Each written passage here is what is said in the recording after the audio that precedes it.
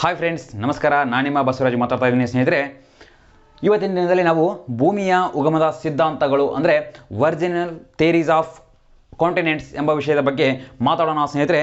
ಭೂಮಿಯು ಪ್ರಮುಖವಾಗಿ ಒಂದು ಕಾರ್ಬೋನಿಫೆರಸ್ ಅಥವಾ 200 ದಶಲಕ್ಷ ವರ್ಷಗಳ ಹಿಂದೆ ಉಗಮವಾಗಿದ್ದು, ಆ ಉಗಮದ ಆಧಾರದ ಮೇಲೆ ಅಂದರೆ ಸಮಯಕ್ಕೆ ತಕ್ಕಂತೆ ಅನೇಕ ವಿಜ್ಞಾನಿಗಳು, ಭೂವಿಜ್ಞಾನಿಗಳು ಅವುಗಳನ್ನು ಒಂದು ಸಿದ್ಧಾಂತಗಳನ್ನು ಮಂಡಿಸುವುದರ ಮೂಲಕ ಸಂಶೋಧಿಸಿದ್ದಾರೆ ಸ್ನೇಹಿತರೆ.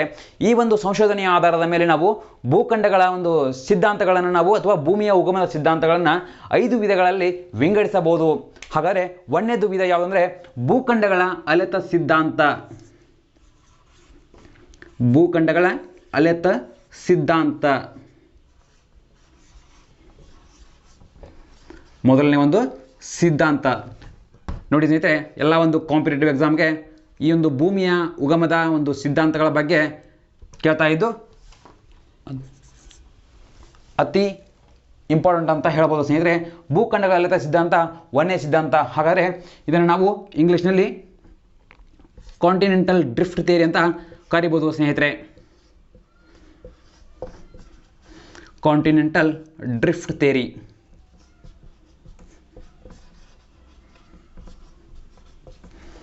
ಎರಡನೇ ಒಂದು ಸಿದ್ಧಾಂತ ಚತುರ್ಮುಖಿ ಸಿದ್ಧಾಂತ.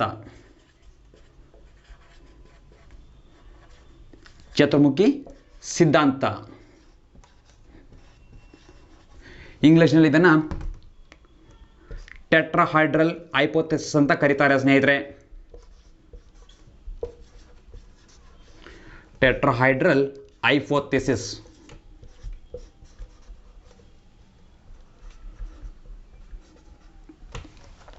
ಹಾಗೆ ಮೂರನೇ ಒಂದು ಸಿದ್ಧಾಂತ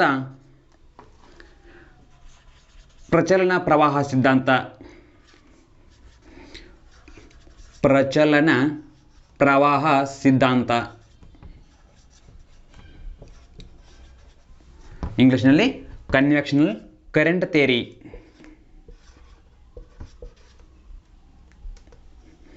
ಕನ್ವೆಕ್ಷನಲ್ ಕರೆಂಟ್ ಥಿಯರಿ.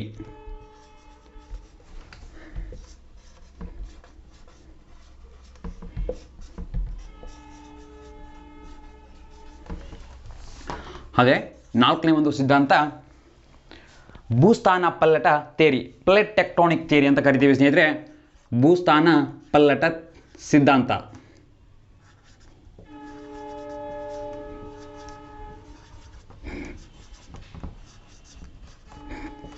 ಭೂಸ್ಥಾನ ಪಲ್ಲಟ ಸಿದ್ಧಾಂತ, ಪ್ಲೇಟ್ ಟೆಕ್ಟಾನಿಕ್ ಥಿಯರಿ.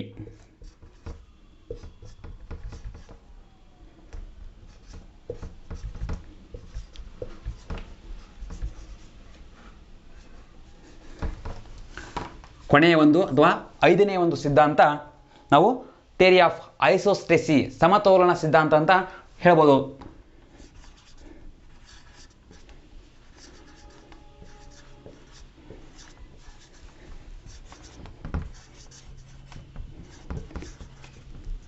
ಸಮತೋಲನ ಸಿದ್ಧಾಂತ, ಥಿಯರಿ ಆಫ್ ಐಸೋಸ್ಟೆಸಿ.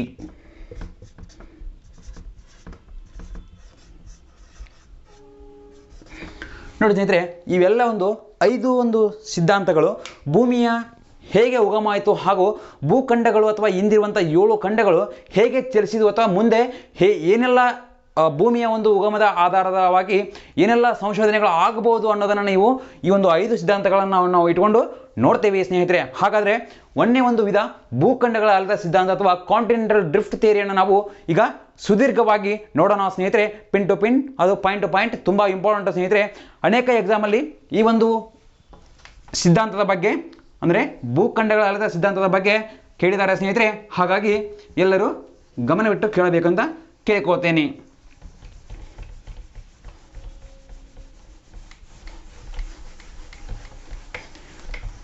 ಭೂಖಂಡಗಳ ಅಲೆತ ಸಿದ್ಧಾಂತವನ್ನು ಪ್ರಮುಖವಾಗಿ ಗ್ರಾಜ್ ವಿಶ್ವವಿದ್ಯಾಲಯದ ಒಂದು ಹವಾಮಾನ ಶಾಸ್ತ್ರಜ್ಞರಾದಂಥ ಆಲ್ಫ್ರೆಡ್ ವ್ಯಾಗನರ್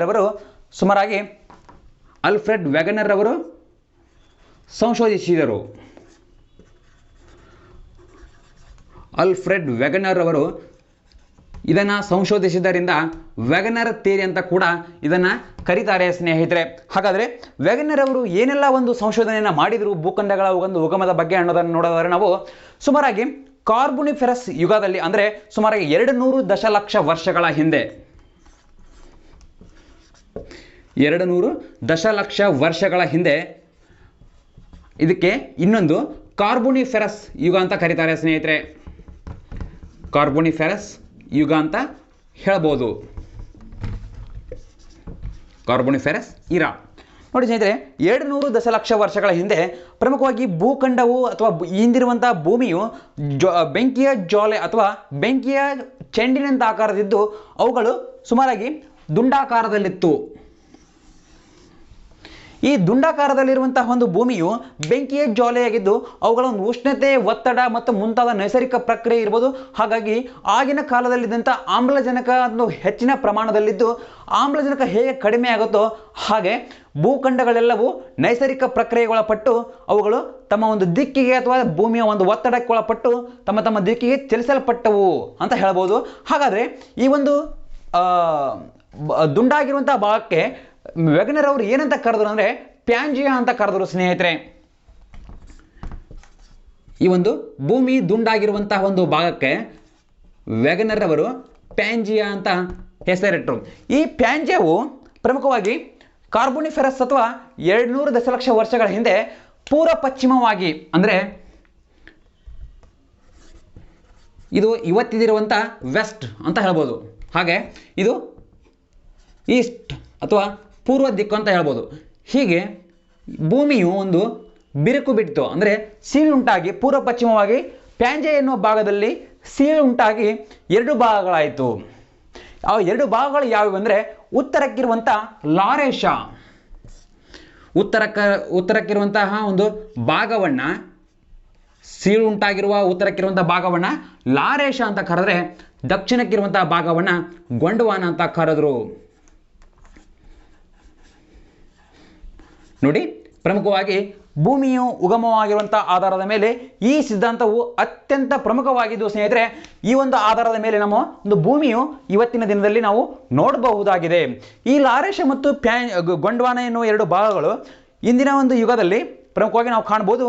ಲಾರೇಶದಲ್ಲಿ ಅತಿ ಹೆಚ್ಚು ಭೂಭಾಗ ಕಂಡು ಬಂದು ಗೊಂಡವಾನದಲ್ಲಿ ಅತಿ ಹೆಚ್ಚು ಜಲಭಾಗಗಳಿರೋದನ್ನು ನಾವು ನೋಡಬಹುದಾಗಿದೆ. ಹಾಗಾದರೆ ಈ ಒಂದು ಪ್ಯಾಂಜೆ ಎನ್ನುವ ಭಾಗವು ಅವುಗಳ ಒಂದು ಒತ್ತಡಕ್ಕೆ ಒಳಪಟ್ಟು ಯಾವ್ಯಾವ ದಿಕ್ಕಿಗೆ ಏನು ಚಲಿಸಿ ಇವತ್ತಿನ ಒಂದು 7 ಖಂಡಗಳಾದವು ಅನ್ನೋದನ್ನು ನಾವು ನೋಡೋಣ ಸ್ನೇಹಿತರೆ. ಹಾಗಾದರೆ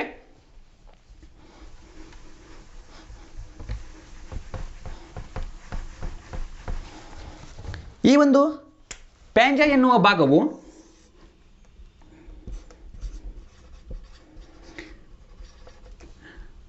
ಪಶ್ಚಿಮಕ್ಕೆ ಚಲಿಸಿ, ಪಶ್ಚಿಮಕ್ಕೆಂದರೆ ಇದು ಸ್ನೇಹಿತರೆ ಪಶ್ಚಿಮ, ಇದು ಪೂರ್ವ, ಹಾಗೆ ಇದು ಉತ್ತರ, ಇದು ದಕ್ಷಿಣ ಆಗುತ್ತೆ. ನೋಡಿ, ಪಶ್ಚಿಮಕ್ಕೆ ಚಲಿಸಿ ಇಂದಿನ ಭೂಖಂಡಗಳಾದಂಥ ಪ್ರಮುಖವಾಗಿ ಉತ್ತರಕ್ಕಿರುವಂತಹ ಉತ್ತರ ಅಮೆರಿಕ ಆಗಿರ್ಬೋದು, ದಕ್ಷಿಣಕ್ಕಿರುವಂಥ ದಕ್ಷಿಣ ಅಮೆರಿಕ ಆಗಿರ್ಬೋದು, ಇವುಗಳೆಲ್ಲವೂ ಪಶ್ಚಿಮಕ್ಕೆ ಚಲಿಸಿರುವಂಥ 2 ಪ್ರಮುಖ ಭೂಖಂಡಗಳಂತ ಹೇಳಬಹುದು.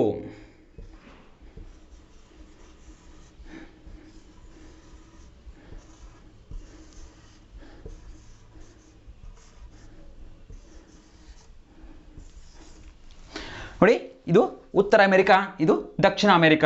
ಹಾಗೆ ಈ ಒಂದು ಪ್ಯಾಂಜಿಯಾ ಅನ್ನುವ ಭೂಖಂಡವು ಒತ್ತಡಕ್ಕೊಳಪಟ್ಟು ದಕ್ಷಿಣಕ್ಕೆ ಚಲಿಸಿ ಅಂಟಾರ್ಟಿಕಾ ಭೂಖಂಡವಾಗಿ ಪರಿಣಮಿಸಿದೆ.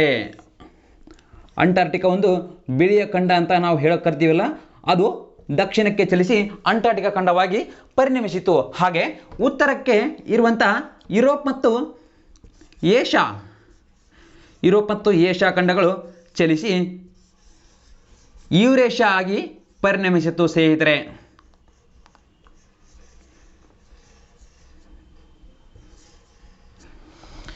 ಹಾಗೆ ಆಗ್ನೇಯ ಭಾಗಕ್ಕೆ, ಆಗ್ನೇಯ ಅಂದರೆ ಪೂರ್ವ ಮತ್ತು ದಕ್ಷಿಣದ ಭಾಗದ ನಡುವಿನ ಇರುವಂಥ ಒಂದು ಭಾಗಕ್ಕೆ ನಾವು ಆಗ್ನೇಯ ಭಾಗ ಅಂತ ಕರೆದಿದ್ದು, ಆಗ್ನೇಯ ಭಾಗಕ್ಕೆ ಆಸ್ಟ್ರೇಲಿಯಾ ಚಲಿಸಿ ಅದೊಂದು ಆಸ್ಟ್ರೇಲಿಯಾ ಖಂಡ ಅಥವಾ ಇತ್ತೀಚೆಗೆ ಸಂಶೋಧನೆ ಒಳಗಾದಂಥ ಖಂಡ ಎಂದು ಹೇಳಬಹುದಾಗಿದೆ. ನೋಡಿ, ಹಾಗೆ ಆ ಒಂದು ಪ್ಯಾಂಜೆ ಎನ್ನುವ ಭಾಗವು ಪ್ರಮುಖವಾಗಿ ಆಫ್ರಿಕಾ ಖಂಡದಲ್ಲಿ ಕಂಡುಬರುತ್ತಿದ್ದು ಇಲ್ಲಿಯೇ ಕೂಡ ಮೆಡಿಟರೇನಿಯನ್ ಸಮುದ್ರವನ್ನು ಕಾಣ್ತೀವಿ. ಈ ಒಂದು ಪ್ಯಾಂಜಿಯಾ ಭಾಗದಲ್ಲಿ ಸುಮಾರಾಗಿ 75 ದಶಲಕ್ಷ ವರ್ಷಗಳ ಹಿಂದೆ ಒಂದು ಭೂಮಿಯ ಒಂದು ಪ್ರಕ್ರಿಯೆಗಳು ಅಥವಾ ನೈಸರ್ಗಿಕ ಪ್ರಕ್ರಿಯೆಗೊಳಪಟ್ಟು ತೆದಿಸ್ ಸಮುದ್ರ, ಅಲ್ಲಿದ್ದ ಸಮುದ್ರವು ತೆದಿಸ್ ಸಮುದ್ರವಾಗಿತ್ತು. ಇದು ಭೂಮಿಯ ನಟ್ಟ ನಡುಭಾಗದಲ್ಲಿ ಇತ್ತು ಸ್ನೇಹಿತರೆ. ಇವತ್ತಿನ ಏಷ್ಯಾ ಖಂಡದಲ್ಲಿ ಬರುವಂಥ ಹಿಮಾಲಯ ಪರ್ವತ ಆಗಿನ ಕಾಲದಲ್ಲಿ ತೆದಿಸ್ ಸಮುದ್ರವಾಗಿತ್ತು. ಹಾಗಾದರೆ ಈ ತೆದಿಸ್ ಸಮುದ್ರವು ಪಶ್ಚಿಮಕ್ಕೆ ಚಲಿಸಿ ಅಲ್ಲೊಂದು ಮೆಡಿಟರೇನಿಯನ್ ಸಮುದ್ರವಾಗಿ ಪರಿಣಮಿಸಿತ್ತು. ಅಂದರೆ ನಾವು ಏನು ತಿಳ್ಕೋಬೋದು ಅಂದರೆ ತೆದಿಸ್ ಸಮುದ್ರದ ಒಂದು ಅವಶೇಷವೇ ಇವತ್ತಿರುವಂಥ ಒಂದು ಮೆಡಿಟರೇನಿಯನ್ ಸಮುದ್ರ ಎನ್ನಬಹುದು. ಹಾಗಾದರೆ ನೋಡಿ, ಮೆಡಿಟರೇನಿಯನ್ ಸಮುದ್ರ ಭೂಖಂಡದ ಮಧ್ಯದಲ್ಲಿದ್ದು ಅವುಗಳೆಲ್ಲವೂ ಅದರಿಂದ ಸಮವಾಗಿ ಎಲ್ಲ ದಿಕ್ಕುಗಳಲ್ಲಿ ಭೂಖಂಡಗಳು ಹರಡಿರುವುದನ್ನು ನಾವು ನೋಡ್ತೀವಿ ಸ್ನೇಹಿತರೆ. ಇದು ಏನಂದರೆ ಭೂಖಂಡಗಳ ಅಲೆತ ಸಿದ್ಧಾಂತ. ಇಂದು ಕೂಡ ಭೂಮಿಯ ಒಂದು ಖಂಡಗಳು ಚಲಿಸ್ತಾ ಇವೆ ಅಂತ ನಾವು ಹೇಳ್ಬೋದು. ಅದನ್ನು ನಾವು ಮುಂದಿನ ದಿನದಲ್ಲಿ ನೋಡೋಣ. ಹಾಗಾದರೆ ಇನ್ನು ಉಳಿದ ಒಂದು ಸಿದ್ಧಾಂತಗಳು ಹೇಗೆಲ್ಲ ನಮಗೆ ಅನುಕೂಲವಾಗ್ತವೆ ಅಂತಂದರೆ, ಇದು ಪ್ರಮುಖವಾಗಿ ಭೂಖಂಡಗಳ ಅಲೆತ ಸಿದ್ಧಾಂತವು ಅತಿ ಪ್ರಮುಖವಾಗಿದ್ದು ಇದರಷ್ಟು ಕ್ಲಿಯರ್ ಆಗಿ ನಾವು ಸಂಶೋಧನೆಯ ಒಳಪಟ್ಟ ಸಿದ್ಧಾಂತಗಳು ಇವುಗಳು ಉಳಿದವುಗಳ ಸಿದ್ಧಾಂತಗಳು ಅಲ್ಲ ಅಂತ ಹೇಳ್ಬೋದು. ಆದರೆ ಕೇವಲ ಅವು ನಮಗೆ ಮಾಹಿತಿಯನ್ನು, ಭೂಮಿಯ ಉಗಮವು ಹೇಗಾಯಿತು ಅನ್ನೋದನ್ನು ನಾವು ಮಾಹಿತಿಯನ್ನು ತಿಳ್ಕೊಳ್ಬಹುದು. ಅವುಗಳನ್ನು ನಾವು ನೋಡೋಣ ಸ್ನೇಹಿತರೆ. ಹಾಗಾದರೆ ಎರಡನೇ ಒಂದು ಸಿದ್ಧಾಂತ ಯಾವುದಂದರೆ ಚತುರ್ಮುಖಿ ಸಿದ್ಧಾಂತ. ಈ ಚತುರ್ಮುಖಿ ಸಿದ್ಧಾಂತ ಅಥವಾ ಉಳಿದ ಸಿದ್ಧಾಂತಗಳ ಬಗ್ಗೆ ಸ್ವಲ್ಪ ಹೈಲೈಟ್ಸ್ ಅನ್ನು ನೋಡೋದಾದರೆ ನಾವು ಅವುಗಳನ್ನು ಯಾರು ಕಂಡುಹಿಡಿದ್ರು ಯಾವಾಗ ಅಂತ ಹೇಳಿದರೆ ಸಾಕು ಸ್ನೇಹಿತರೆ.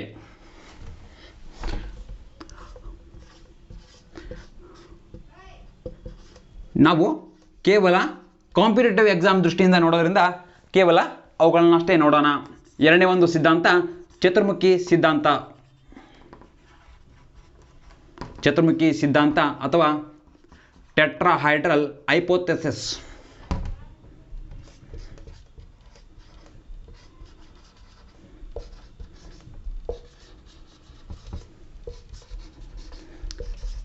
ಟೆಟ್ರಾಹೈಡ್ರಲ್ ಹೈಪೋಥೆಸಿಸ್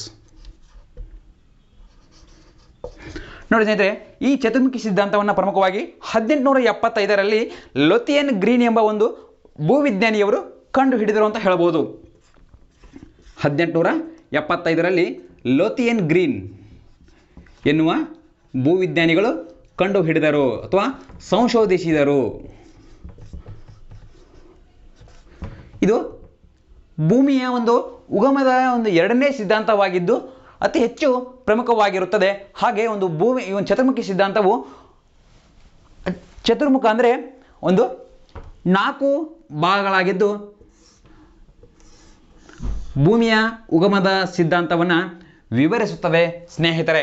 ಹಾಗಾದರೆ ಈ ಮೂರನೇ ಒಂದು ವಿಧವನ್ನು ನಾವು ನೋಡೋಣ, ಪ್ರಚಲನ ಪ್ರವಾಹ ಸಿದ್ಧಾಂತ.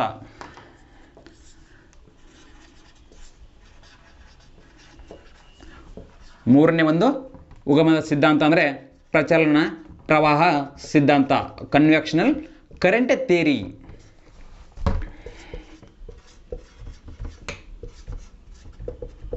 ಕನ್ವೆಕ್ಷನಲ್ ಕರೆಂಟ್ ಥಿಯರಿ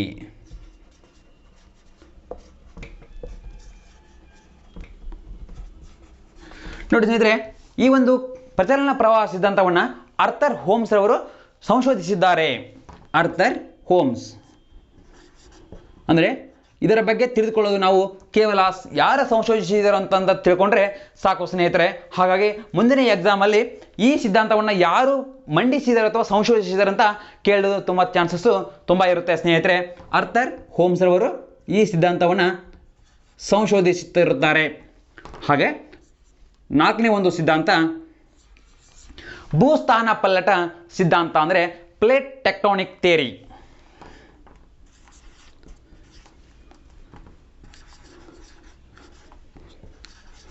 ಭೂಸ್ಥಾನ ಪಲ್ಲಟ ಸಿದ್ಧಾಂತ, plate tectonic theory.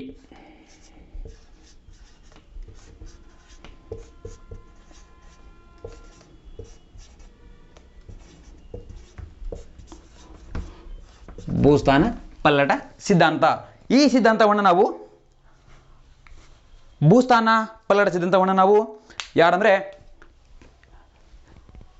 ತೇಜೋ Wilson. ತೇಜೋ Wilson ಅವರು ಸುಮಾರಾಗಿ 1965ರಲ್ಲಿ ಸಂಶೋಧಿಸಿದ್ದಾರೆ. 1965ರಲ್ಲಿ ತೇಜೋ ವಿಲ್ಸನ್ ಎನ್ನುವ ಭೂವಿಜ್ಞಾನಿಗಳು ಅಥವಾ ಜಿಯೋಲಜಿಸ್ಟ್ಗಳು ಮಂಡಿಸಿದ್ದಾರೆ. ತೇಜೋ ವಿಲ್ಸನ್ ಎನ್ನುವ ಭೂವಿಜ್ಞಾನಿಗಳು ಪ್ರಮುಖವಾಗಿ ಇದನ್ನು ಸಂಶೋಧಿಸಿದ್ದಾರೆ ಅಂತ ಹೇಳಬಹುದು. ನೋಡಿ ಸ್ನೇಹಿತರೆ, ಕೊನೆಯದಾಗಿ ಒಂದು ಸಿದ್ಧಾಂತ ಐಸೋಸ್ಟೆಸಿ ಅಥವಾ ಒಂದು ಸಮತೋಲನ ಸಿದ್ಧಾಂತ ಅಂತ ಹೇಳ್ಬೋದು.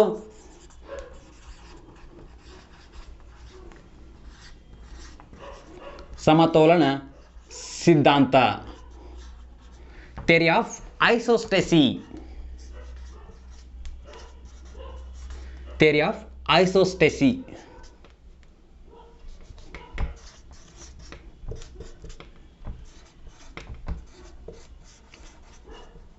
ನೋಡಿ ಸ್ನೇಹಿತರೆ, ಈ ಸಿದ್ಧಾಂತವನ್ನು ನಾವು 1889ರಲ್ಲಿ ಪ್ರಮುಖವಾಗಿ ಭೂವಿಜ್ಞಾನಿಗಳ ಮತ್ತು ಅಥವಾ ಭೂಗೋಳ ಶಾಸ್ತ್ರಜ್ಞರಾದಂಥ ಡಾಲ್ಟನ್ ಎನ್ನುವ ಒಂದು ವಿಜ್ಞಾನಿ ಈ ಒಂದು ಸಮತೋಲನ ಸಿದ್ಧಾಂತವನ್ನು ಮಂಡಿಸಿದ್ದಾರೆ. 1889ರಲ್ಲಿ ಡಾಲ್ಟನ್